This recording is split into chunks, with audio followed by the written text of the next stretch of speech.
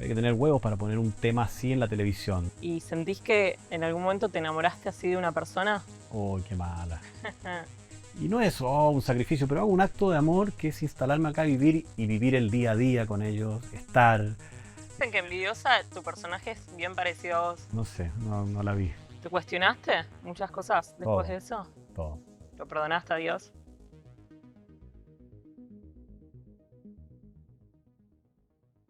Benja, ¿la actuación es el amor más grande de tu vida?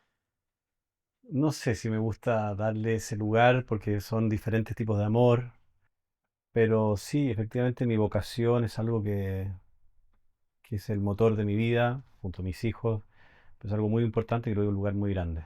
Sí, ¿Te costó mucho, no, estudiar actuación? sí, ya es una historia que he contado por ahí, que tuvo que ver con encontrar mi identidad, despegarme también de alguna manera de un mandato, de una bajada que tenía que ver con mi familia, rebelarme frente a mi padre, que en su momento le daba mucha impresión, no le gustaba la idea del actor, de la inestabilidad económica, de un mundo desconocido para él. Y para eso me tuve que pelear, me tuve que enfrentar, tuve que despegarme, y eso me transformó en un hombre, ¿verdad? Autónomo, en un artista, y que me pude después de un par de años encontrar con él de hombre a hombre, y bueno, de ahí fue otra relación, fue muy bonito. ¿Y sufriste que digamos, que en Chile sea todo tan cerrado? La parte social. Mira, sí, es que me pasó algo muy bonito. Yo estudié, claro, en un colegio que era una verdadera, que después me di cuenta cuando entré a la Universidad de Chile, es una universidad pública, entré a estudiar licenciatura en arte, con mención a actuación teatral, en donde es muy especial porque entran 20 personas, 20 cupos al año, y van todas las personas de Chile y algunos cupos internacionales para cursar esta carrera, que son 5 años. Y era mi única chance porque mi viejo no me bancaba para estudiar. Entonces fui, lo logré y fue como el gran éxito de mi vida. Y ahí me di cuenta de lo acomodado, privilegiado que era mi realidad. Yo no me daba cuenta, pensaba un poco, no es que fuera un pendejo pelotudo, pero yo pensaba que un poquito el orden de las cosas así. Y ahí entendí y se me abrió la cabeza de cuál es la realidad de mi país. Me entró también algo necesario que es una conciencia social, ubicarme, como dicen acá en La Palmera, entender. Y sí, y para mí creo que es la época más relevante y transformadora de mi vida. ¿Y todo eso te acercó a tu madre? Sí, mi vieja siempre estuvo. Mi vieja tiene esa cualidad que se van transformando de diferentes colores, pero mi vieja siempre estuvo Dicen que apoyando. tu mamá te elige las novias. No, ¿quién dijo eso? No, ¿Es verdad? no, no, no, no, ¿Le hubiese no. gustado una chilena? Porque todas argentinas. Todas argentinas, sí. No, no, mi vieja es muy, voy a quedar como un mamón, pollerudo. No, mi mamá es muy importante, pero por un vínculo que tengo profundo y entrañable, pero está lejos de elegirme una novia, o mucho menos. Es una persona que está, que nos acompañamos a la distancia, ella vive parte del año en Londres, en Chile, o sea, estamos lejos, pero así todo para mí sí, es un refugio importante, espiritual. Ella eligió el nombre de tu hija, ¿no? No, no, pasa que mi hija nace el 15 de mayo. Y ella me había dicho que iban a hacer ese día. Ella estaba en Inglaterra y me dice, voy a tomar un pasaje el 14 para llegar el 15. Le dije, mamá, te vas a perder el parto, no vas a llegar, no vas a llegar. Bueno, cuento corto, llegó. Y eso yo lo tomé también como una especie de, como de señal muy potente. Bueno, dentro de la emoción, dije, obviamente lo compartí con la mamá de mi hija. Le quiero poner tu nombre. Mi mamá se llama Isabel o Margarita. Le pongo Margarita, y me dice, no, Blanca como mi mamá, o sea, como mi abuela. Y además mi vieja nació el mismo 15, entonces cerraba todo, Estaba destinado. estaba un poquito destinado. Y el libro se llama Blanca. Sí, Habla sobre, bueno, una pérdida muy importante para vos. sí, Y vos un poco te convertiste en este embajador del dolor, sí, siento, ¿no? Porque sí, es como que la gente identifica tu dolor y creo que ayuda mucho a las personas que están pasando por algo parecido o que no saben cómo manifestarlo. Yo lo absolutamente. leí. Ujú. El prólogo de Gabriel Rolón, ¿por qué lo elegiste a él? ¿Por qué lo elegí a él? Porque es un amigo, Mm. porque trabajé con él, hice la voz ausente, hice una especie de alter ego Y en esa amistad, por supuesto, hay una admiración. A él fue el primero que le pregunté, ¿te parece si escribo un libro? Y él me orientó, me acompañó y bueno, le di el lugar para que escribiera el prólogo. Además hay un libro de él que es muy importante, que bueno, se llama El Duelo, que lo recomiendo, que no solo lo cito en mi libro, sino que para mí fue una ayuda fundamental. Duelar el duelo. Sí. Y me parece que eso sí, es un tipo que sabe explicar en palabras sencillas algo muy profundo, como el dolor, como la pérdida. Y mi libro, sí, es un arrebato honesto sobre algo que es difícil de explicar, pero bueno, quise compartirlo con amor, con respeto y sin duda con el tiempo me doy cuenta que es muy necesario. Como decía, inevitablemente me transformé en una especie de embajador del dolor para algunas cosas, así como también puedo ser embajador de la risa, como puedo ser embajador de las cosas lindas, como puedo ser embajador de la ficción. Pero bueno, me tocó, me hago cargo y lo comparto. Lo comparto en las redes, lo comparto con este libro, lo comparto con elecciones y trabajos que hago, a veces películas. Y es impresionante porque hay una reciprocidad y hay un contacto, un vínculo con el público. Y es verdad, muchas personas hoy en este momento están viviendo un gran dolor, un duelo por la pérdida de un padre, un hermano, un hijo y creen ser los primeros y los últimos de estar viviendo una situación tan dolorosa. Claro. Eh, y ahí es donde la literatura, la ficción, pasa a ser un gran contenedor, ¿no? Como, primero porque no te sientes solo y segundo porque, claro, te sientes acompañado. Eso es lo que uno busca, una compañía en un camino tan difícil. Siento que la palabra empatía para vos es muy importante. Todo. ¿Por qué? Me parece que la empatía y otra que estoy usando mucho últimamente es la aceptación. La empatía es, que lo hablaba con mi hijo adolescente el otro día, que les cuesta, es entender al otro, es ponerse en el lugar del otro, es poder dialogar, sí, ese es un gesto de generosidad, ¿no? Y creo que sin empatía no hay diálogo, sin empatía no hay amor, es fundamental. Y la aceptación tiene que ver, a propósito de los procesos del duelo, con algo que la aceptación es la llave de casi todo, de aceptar la vida, las cosas, lo que hay, lo que no hubo, y con eso intentar ser feliz. ¿Y en qué sentís que vos tuviste que trabajar tu aceptación? Bueno, básicamente con todo, pero con lo que la vida te da y te quita, ¿no? Con el día a día. eh, y bueno, y eso, y uno está constantemente a diario, perdiendo, ganando. El día en sí es una metáfora, ¿verdad? El día en sí tiene un apocalipsis, el día en sí tiene un fin. Y creo que en mi caso es aceptar, no voy a ir caso por caso ni mencionar cada una de las cosas ni cada una de las pérdidas, pero aceptar qué es lo que somos y conformarse y a la vez agradecer. Creo que es importante el sentimiento de agradecimiento hacia la vida, hacia el universo, hacia tu cuerpo, hacia tu gente, tus amigos, el lugar que ocupas, todo. ¿Y la paz? La paz en el mundo, dices tú. No, No, la paz como no, interna. sí, pues, a propósito de Ángel y Demonio, es difícil la paz. Es algo que tengo 46 años, la busqué toda la vida. Pero no tuviste relaciones tan fáciles como para ¿Y buscar quién la paz. tiene relaciones fáciles? Bueno, gente, Búscame, ¿sí, gente? Lo voy a no. buscar en Instagram. No, la vida es difícil, la vida es arder en preguntas, la vida es buscar, es reinventarse, es crecer, evolucionar o involucionar.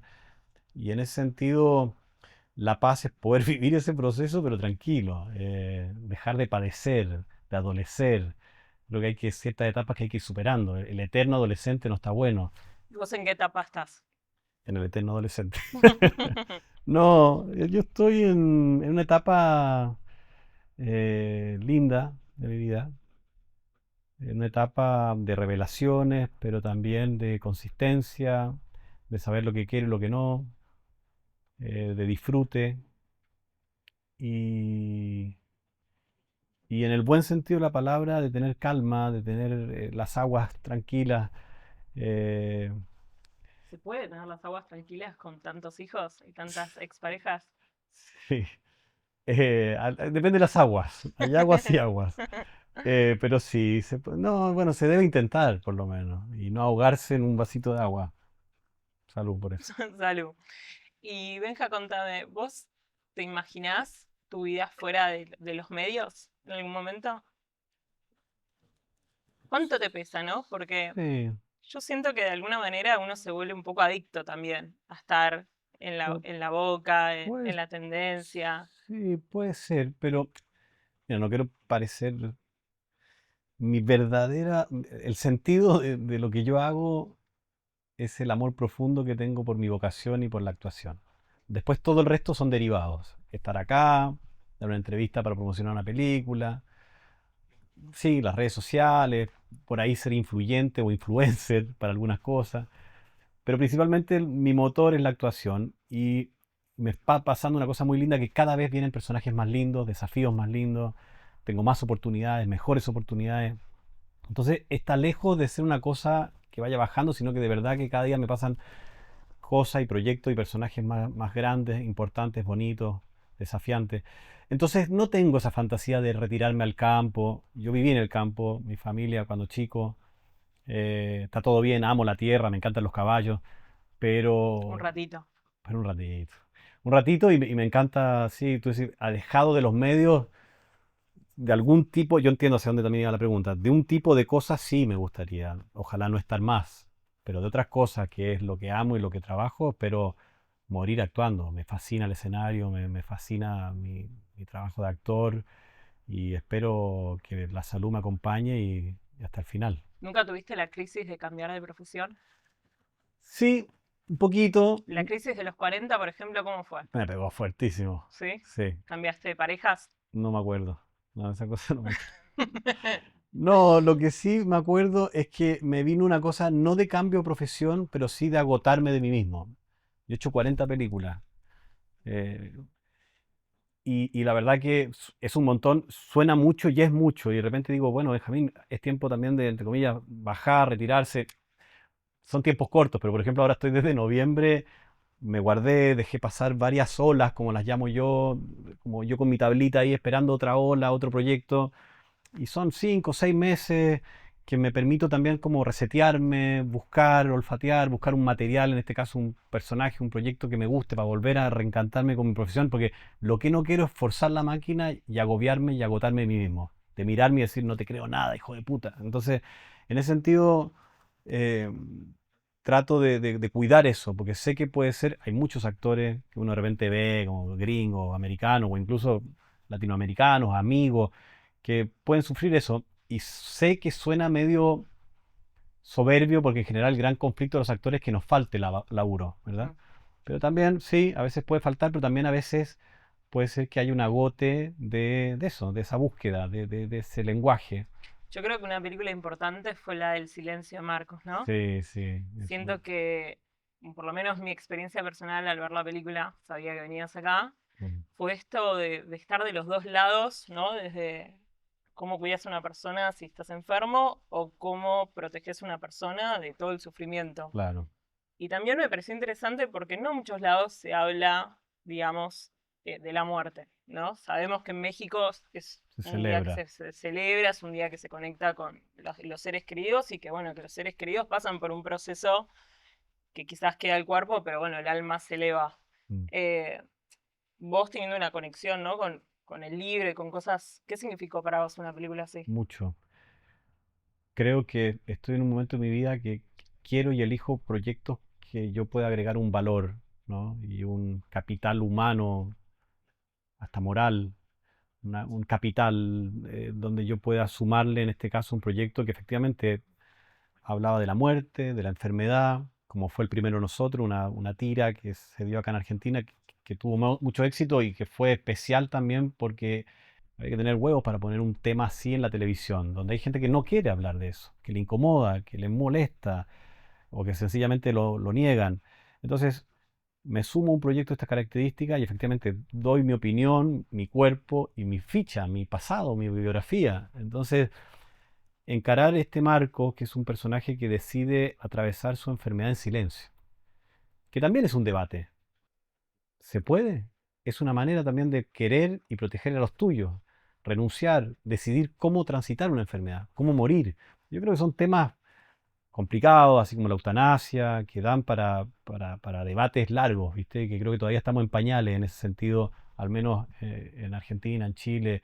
Yo sé que hay otros países que eso ya le dan... Bueno, el mismo Pedro Almodóvar presentó La habitación de al lado en Venecia el año pasado y un director como él puede instalar en un festival tan importante el tema de la eutanasia. Y así todo lo instala, se arma una agenda mundial y luego genera mucho ruido, pero es muy difícil llegar a un consenso porque son temas de una grieta muy grande. ¿Y qué sentís vos como habiendo actuado en este tipo de película con un mensaje tan importante a nivel personal, ¿no? Porque me imagino que te debe tocarte toda la fibra. Sí. No, primero me realiza muchísimo, así como el libro, como otros materiales. A ver, ojo, también hago comedia en el teatro, o sea, Envidiosa. sí, envidioso Dicen que también Netflix. envidiosa tu personaje es bien parecido a vos. No sé, no la vi. Soy- No, me pasa que son materiales que de verdad que la satisfacción, nada, de que la gente te diga en la calle o te escriban y te diga que una película, va a sonar pretencioso, pero que les salvó la vida, que les dio, que los acompañó, que los hizo pensar, nada, yo me siento mega afortunado, ¿entiendes? Lo mismo de lo del libro. eh, en su momento hice películas, hice en Chile una película que se llamaba El Bosque Caradima, una película sobre el abuso sexual en la iglesia, pedofilia, bueno, y lo hice y me tenía que encontrar con gente que me decía, me acuerdo perfecto, una persona que una vez me escribió una carta en una servilleta en un café y se fue. Dijo, gracias a tu película pude denunciar a mi abusador de hace 17 años atrás. Digo, con una peliculita de mierda, le Bueno, podemos no. modificar, sí, bueno, le modificamos, le podemos modificar la vida de una persona. O sea, pasa a tener sentido lo que hago, el arte pasa a ser útil, que a veces se cuestiona bastante la utilidad o no de eso, de lo artístico, porque es mucho más que entretener, sin duda. ¿Y Chile sigue siendo tan cerrado con los temas? No, no, hay una caricatura de Chile. Chile hoy tiene un país, tiene un presidente socialista, progresista. Sí, tuvimos una dictadura muy fuerte y eso hizo que el país de alguna manera retrocediera muchísimo. Nos quedamos sin democracia. Claro. Pero hay una juventud, hay toda una movida en donde esa cosa tan conservadora ya está quedando atrás y el país ya se reinventó. El 18 de octubre, hace algunos años atrás, hubo un gran estallido social y eso como que de alguna manera hizo repartirse las cartas de nuevo en un país súper injusto, socialmente digo. Y está en eso, está en esa reconversión, está en esa búsqueda. ¿Hoy te sentís más chileno o argentino? ¡Oh, qué mala! No, no, si chileno se nace, chileno es mi ADN, mi familia, pero mi casa es Argentina. Pero Argentina te dio un gran amor, Argentina ¿o no? me dio 6 hijos, que es mi vida, es mi gran amor. Argentina me da las oportunidades laborales, me da un cariño de la gente muy lindo, ustedes saben, no dice desde Michael Bublé hasta Shakira, no tengo idea, digo, de verdad que el público argentino es muy especial. Es espectacular. Y no digo que con esto que en Chile no me quieran, yo hice una carrera súper linda en Chile, pero la verdad que acá el público es espectacular, lo que pasa en los teatros, cómo la gente va a las salas de teatro, cómo acompañan culturalmente este país, bueno, es un país que amo. Sí. Vos sos padre de 6, yo soy la sexta de 3 matrimonios. Entiendo, creo, bastante bien lo difícil a veces que es coordinar en tantas edades y en tantas etapas diferentes. Por ejemplo, yo tengo un padre que está cumpliendo 80 Ya. y mis hermanos tuvieron un padre que los tuvo a los 20, o sea, una diferencia Wow. Sí, grande. Tenemos como 30 años de diferencia. Y tuvimos un padre bastante distinto. Es algo que lo charlamos. O sí, sea, creo que no hay un padre mejor o peor, simplemente hay un padre que pasa en una distinta etapa de vida. sí. ¿Cómo haces vos para coordinar, digo, y para poder respetar el tiempo que tenés con cada hijo, viviéndolo y criándolos de maneras tan distintas, ¿no? Pues me imagino que Sí. no sos el mismo No, no. Benjamín. No solo eso, van cambiando en 20 años como papá, 19 años, cambiaron paradigmas de educación, libros, sistema educativo, formas de ver la crianza. Y bueno, sigo siendo el mismo, con más herramientas, aprendiendo también a ser padre hoy de un adolescente, que es un desafío, ¿En qué sentido? que te exigen, te exigen a reinventarte, a buscar ayuda muchas veces, a situaciones nuevas. Y sí, fui cambiando, aprendiendo como papá. Hay cosas que no repetiría, hay cosas de las que aprendí y que pude ejercer desde otro lugar. Pero mira, también, no sé si la palabra es el arrepentimiento, pero lo hecho está. En su momento yo fui papá a los 26, 27 años, hice lo que pude, viajé como tenía que viajar, trabajé como tenía que trabajar, estuve en casa, no estuve en casa. Y hoy, sumado a la madurez, elijo y puedo darme el lujo de vivir en Argentina donde están mis hijos. Porque yo tengo salas de teatro en Chile, tengo mi familia, mis hermanos, mis amigos del colegio, mis padres. O sea, yo podría quizás vivir en Chile como mi residencia. Y no es un sacrificio, pero hago un acto de amor que es instalarme acá a vivir y vivir el día a día con ellos, estar, por supuesto, compartido con sus madres. Y la pregunta del cómo, tengo un ministerio de logística activado. Sí, la logística es muy importante. Con tanto hijo, y la organización y el buen diálogo con las madres, que en ese sentido está y es como debe ser. ¿Dejarías que tus hijos se vayan a vivir a otro país? No, primero no soy, no, no son decisiones unilaterales, ¿verdad? Son cosas que en su momento, no es mi caso, son cosas hipotéticas que se deben conversar en familia, entender cuáles son las condiciones, las circunstancias, pero hoy no lo veo. No, me Claro. costaría mucho, en mi caso, decirles es que yo me quiero llevar a mis hijos a España, siendo que yo trabajo en España. Lo más probable es que yo agarre mis cositas, me vaya y que el sacrificio lo haga yo, ¿verdad? Y en el caso de las madres, si tuvieran una situación parecida, imagino que tendría que ser igual.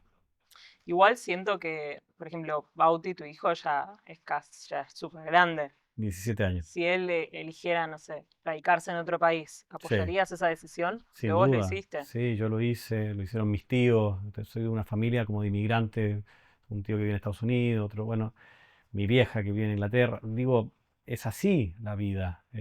Lo acompañaría en ese vértigo. Me parece que también salir al mundo te hace también encontrar tu identidad muchas veces, ¿verdad? Soltarlos. Sí, no, a ver, Como ojalá que padre. no vea esto, que no. No, lo acompañaría en la decisión que sea. Ese es un amor incondicional que uno tiene por un hijo. Lo acompaño en su felicidad y en su renacimiento, pero creo que por ahora acá, cerquita mío, está mejor.